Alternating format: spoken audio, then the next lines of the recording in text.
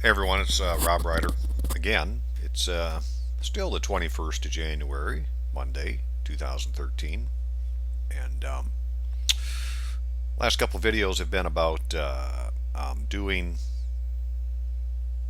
civil action through the court system to try to either get your property back because they didn't sign the deed of trust, or if you're in a foreclosure, giving them an equitable defense, such as the party of real interest isn't the plaintiff. In other words, the plaintiff hasn't signed the complaint. And in the rules of civil procedure, if you point out an error or omission and the other side won't fix it, well, then it has to be stricken from the record. Well, you can imagine what happens if the complaint goes away. So, but this isn't about getting a dismissal. This is about getting the property back. And if you look at your deed of trust or mortgage, it talks about RESPA, right? And so if you go to Google and hit RESPA, you can come to this this page here.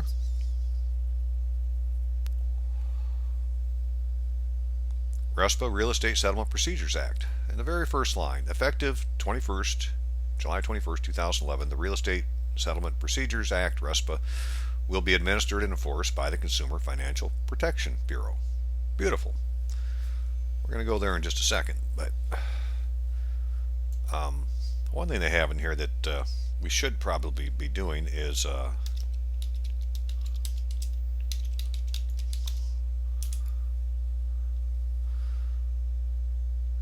if you put in the search window mortgage complaint, we should be able to find a sample written complaint to the lender letter.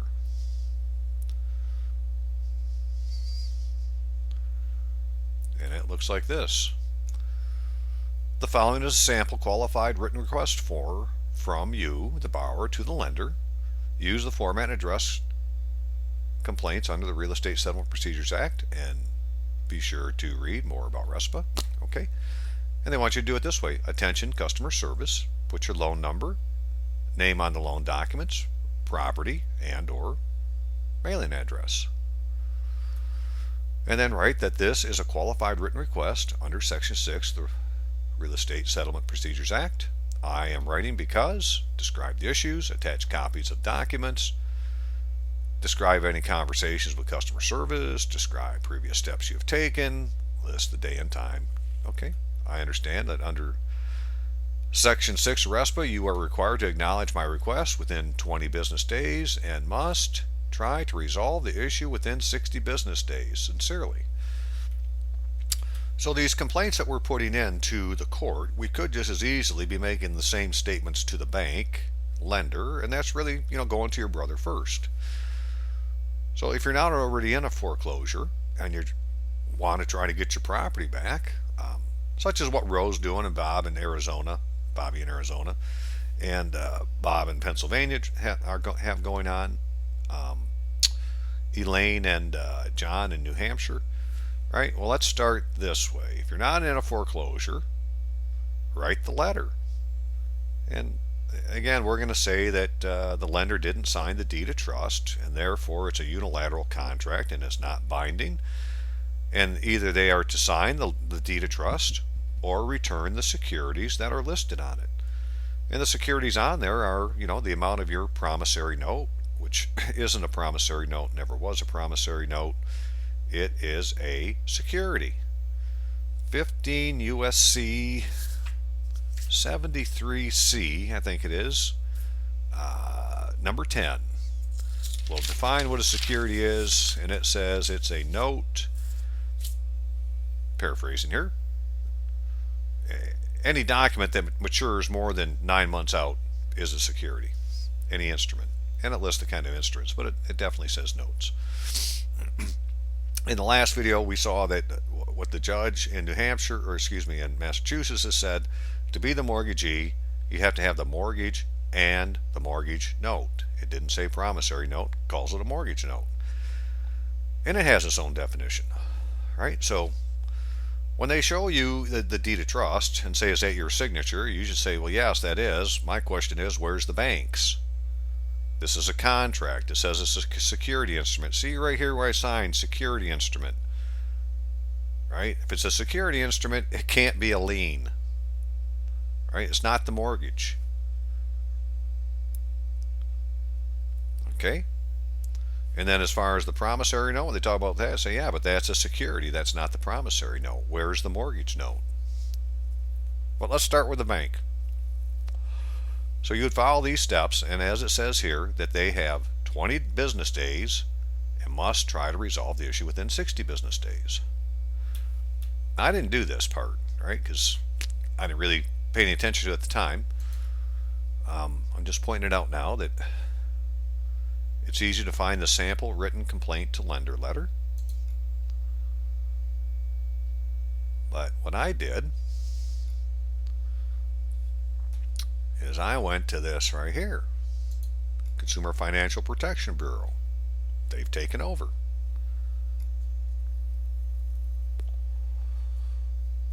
And that takes you to this site here, Consumer Financial Protection Bureau. And as you can see, you can submit a complaint. Well, if you click on Submit a Complaint, you can submit a complaint against bank account or service, credit cards, credit reporting, money transfer, mortgages, student loans, vehicle, consumer loans. All these would have the same situation, that you're the only one who's ever signed anything, right? You don't have an agreement with anybody. They haven't agreed to be the trustee, right? There's a lot of definitions for trust, and one of them is an unexecuted use. And what that means is, as the grantor, I would give the legal title to somebody, but the equitable privileges would go to a beneficiary. And this person I would give the legal title to would be the trustee. But me and the trustee would have an agreement between us. We would have both signed the contract. So nobody has ever stepped forward to be the trustee. No one's ever signed any of your contracts and sent them back to you. They're all unilateral contracts. They only have your signature. The very best it can be is a gift, and if you say it isn't a gift, well, you've rebutted the presumption. So I did this back on, this is like December 3rd. Really before we were doing any of the, anybody had put in any equitable remedies through the courts. Because my situation is a little bit different. I don't have a mortgage. I lost my property quite some time ago. What I have is, and many of you are going to find the same thing, if you've ever refinanced, you're going to have some kind of mortgage discharge. And excuse the dirty paper. Yeah, it is that dirty. The cat knocked over my coffee cup. So this is in the Register of Deeds in this book, Liber 853, page 187, a mortgage discharge. And it says, known all men by these presents that Preferred Federal Credit Union, Michigan Corporation, whose address is whatever, does hereby certify that a certain mortgage dated that date, made and executed by myself and my ex. And here they always use Robert A, right? They've given you a frickin' fictitious name. Robert A. What is that? Kimberly A. That's the way they do these things. They don't say Robert Allen, which is my middle name. They use the initial. This is the merger of two estates right here, executed by the partnership Robert A. and Kimberly A. Rytlewski. Again, a marriage is just a partnership. It's a contract. We'll talk about divorces later, but right now we're going to stick with what we can find the paper on.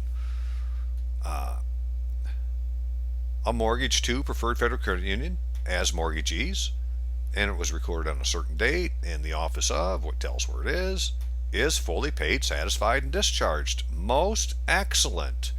They said that my mortgage / deed of trust is satisfied and discharged. Therefore, send me back my securities, because the mortgage / deed of trust is a security instrument, and it lists the securities that you're putting up until a mortgage discharge is put into the record. It's been put in, and I want my securities back. So that was the genesis of all this, and as you can see,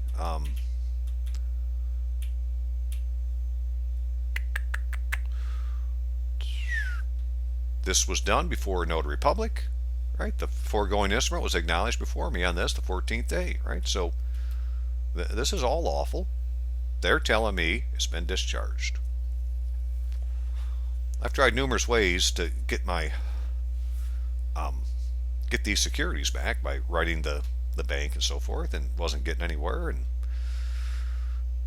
was thinking about doing a civil action but didn't really understand it yet. But I had come across this thing because RESPA is on all these documents and we're supposed to be following RESPA. Well, RESPA's got a situation they want you to do, so that's why I think you should do the sample letter that it says, and it may look something like this. Now, this wouldn't be exactly how you'd write to the bank necessarily, but so petition for equitable relief. Equity will not suffer wrong without remedy, and I have been wrong. Deeds of trust, mortgages conveying an interest in property are by definition security instruments. They are not a lien. When the lien is satisfied, the securities, or if converted, their value, are to be returned to the mortgagor along with their gain. When a satisfaction mortgage is recorded with the register of deeds, it states the lender has released their interest in the premise property listed on the deed of trust mortgage. An officer of the lender acknowledges the release of the interest under notary seal. Yeah, general manager of Preferred Federal Credit Union released it. According to the Uniform Residential Mortgage Satisfaction Act, the lender is also supposed to provide the mortgagor a UCC-3 termination statement for the personal property listed on the security instrument. If you go to this Uniform Residential Mortgage Satisfaction Act, you will see it says that. If the lender fails to deliver the termination statement to the mortgagor, a letter asking for the termination statement sent by first-class mail from the mortgagor to the lender is all that's required to notice the lender of his obligation to provide said termination statement. Uniform Residential Mortgage Satisfaction Act says all those things. On the 24th day of August, the petitioner mailed to the respondent a letter asking for said termination statement based on mortgage discharge recorded in Register of Deeds, County of Montcalm, County, that was probably incorrect, in the book, the date. The respondent has yet to provide the termination statement and appears to not be acting in good faith in violation of the oath of office required under 12 U.S.C. subsection 73. It's worth noting that the circumstantial evidence leads the petitioner to question if the deed of trust was ever a lawful contract, as the lender never acknowledges the deed of trust during the life of the mortgagor, nor does it appear that the first lien was recorded in the office of the recorder. If the first lien is not recorded, delivered, noticed, it is considered a statutory lien and unconstitutional according to U.S. Supreme Court King v. Mullins 171 U.S. 404. Without recorded first lien, there can be no obligation. Yes, that's true. All that's true. Further, a unilateral contract is at best an imperfect gift, and it was never my intention to give my property to the respondent and demand its immediate return. This has to do with the same thing as when you say you want to revoke the deed of trust. Why can you? Because it's the best it can be as a gift. They've never acknowledged it. They've never provided any consideration. They have not performed their part of the bargain. If they hesitate, I ask subpoenas to be issued for the testimony under oath of the respondent to the rights, title, and interest of the property and the records, books, papers, audited accounts, and of this transaction be made available for inspection, and an information in the form of quo warranto be initiated to determine if respondent is violating their corporate charter, and if so, said charter be terminated immediately. I've had it with them. So that was my complaint, and that generated 3 different email responses. Basically, thank you for contacting them, and our office has received a submission and will review it as soon as possible, determine if it involves federal consumer financial law within our authority. Depending on what we find, we may either send your complaint to a company for response, send your complaint to the appropriate regulators, so forth and so on. And I'll just, stop the screen, read the whole thing, right? I want to read all this stuff again. These are just the answers they gave. That was the first one. And then a bit later, they forwarded the complaint to the company for response. You should be status update within 15 days. You can track your status at. Right? You can track this stuff online. All sorts of great stuff. That was the second one. And the third one, received your complaint, and after our review, found it the best agent to help you with this is the NCUA, the National Credit Union Association. We have forwarded your complaint to them. And if I wanted to get anything from them, I was supposed to go to their website. Okay, so all these things were happening in December. And after I got this third one, I didn't really hear much. Excuse me, until I got this letter.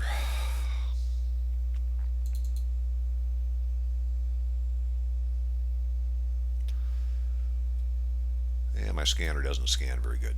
Not very good color. Paper's actually white.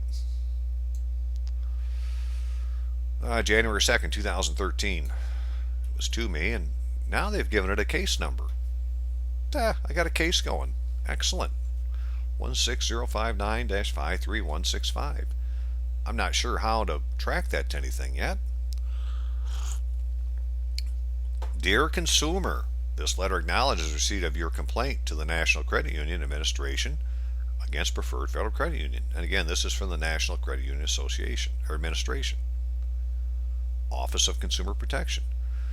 We have forwarded your correspondence to the Credit Union Supervisory Committee, to the Credit Union's Supervisory Committee, so I can only think it means Preferred Federal Credit Union Supervisory Committee, and requested to conduct an investigation into your issues you raised. The Supervisory Committee represents the members and is responsible for, among other things, conducting audits, verifying accounts, and handling member complaints.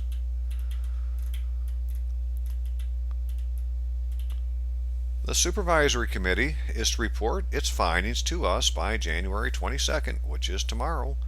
Once we receive the Supervisory Committee's response, we will review your case to determine whether the Federal Credit Union has violated a federal consumer protection law or regulation. Jeepers. How about 12 U.S.C. 73? Please note, NCUA does not have the authority to adjudicate facts or resolve matters involving state law, e.g. questions of contract law. They're telling you it's a contract issue. We will respond to you once our investigation is completed. And I gave this charter number here, and I don't know whose charter that is. Somebody's charter number. So that's what they sent to me. And I thought about it for a bit, and then I sent this to them. National Credit Union Administration, Office of Consumer Information. And I put the case number. I am in receipt of your instrument dated January 2nd, 2013. I thank you for the written testimony of the officers representing the National Credit Union Administration. I love to tell them thank you for your testimony. Or is that your testimony?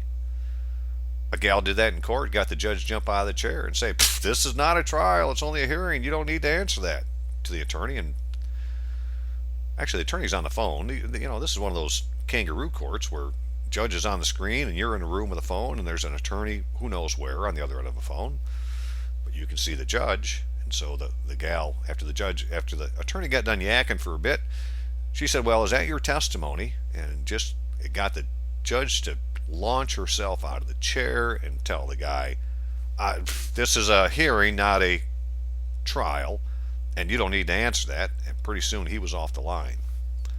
Go figure. So, I thank you for your written testimony of the officers representing the National Credit Union. As far as I'm concerned, you know, I'm talking to the ones who represent the National Credit Union, and that would be their officers. For the record, I'm not pointing out an issue as you describe it. I am pointing out a crime, and as oath-bound officers, you are commanded to see swift justice is given. Failure to do so is treason against the people, and rest assured I will be letting the Court of Chancery know about it. If necessary, I'll ask by information of the former quo warranto for the charters of yours and Preferred Federal Credit Unions to be investigated for any misuse or other infraction. I'm sure you're aware, if found, they can put your corporation to receivership, possibly imprison the officers, breach of fiduciary duties, fraud, treason, etc. What happens is up to you. I demand the return of my securities, their conversion, and gains immediately. If the officers of the corporations decide to violate their oath, not operate in good faith, then hide behind some fictitious entity, they should know that God is watching. If the tribunal you sent my complaint to does not discharge their equitable powers and provide me a remedy, then they are not fit for duty. As a wise man once said, defying the court of chancery invokes the thunderous wrath of the Vatican. And that you find that in Juridical Equity by Charles Phelps, our abridged version. Everybody should get a copy of this book. Go to archive.org, archive.org. Juridical Equity by Charles Phelps, 400 pages long. Those who have been kind of following what I'm doing, who have read this book, say, wow, this thing just, makes a lot of pieces fall into place. Juridical Equity, Charles Phelps. And I did that on the 14th. And, here 7 days later on the 21st, I haven't heard anything. And this committee for the credit union, the credit union supervisory committee, needs to give them an answer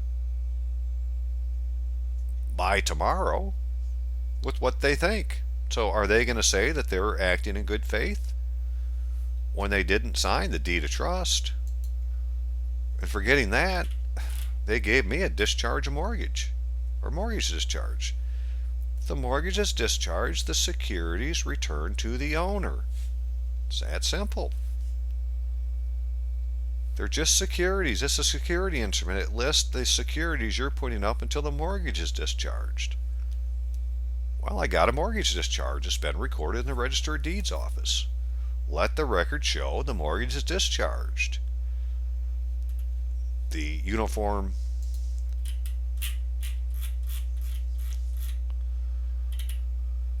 Residential Mortgage Satisfaction Act, the lender is also to provide the mortgagee a UCC 3 termination statement for the personal property listed on the security instrument. They're supposed to put this, it says in there, they're supposed to put this in the record, and they did. What they didn't give me is a UCC 3 termination statement. If the lender fails to deliver the termination statement to the mortgagor, a letter asking for the termination statement sent by first-class mail from the mortgagor to the lender is all that is required to notice the lender of his obligation to provide the said termination statement. That's all in the Uniform Residential Mortgage Satisfaction Act. So, well, we'll wait and see what happens next, but that's what I did. Talk about Rose stuff here in a little bit, and keep updated on what else is going on. Thanks for watching. See ya.